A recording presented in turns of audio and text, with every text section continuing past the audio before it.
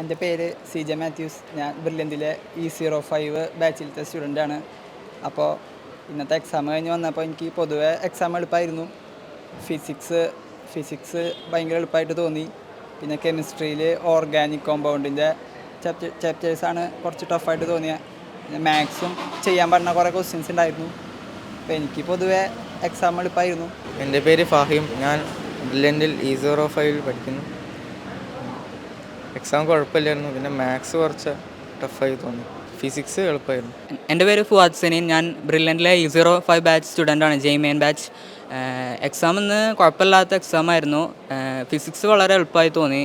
Chemistry കഴിഞ്ഞ വർഷത്തെ അപേക്ഷിച്ച് നോക്കുമ്പോൾ കുറച്ചൊരു പാടുള്ള മാതിരി തോന്നുന്നുണ്ട്. പിന്നെ ബ്രില്യൻറ്റിൽ നടന്ന എക്സാമിൻ്റെ ഓവറോൾ ആ പാറ്റേണിലായിരുന്നു ക്വസ്റ്റ്യൻസൊക്കെ ഏകദേശം വന്നിരുന്നത്.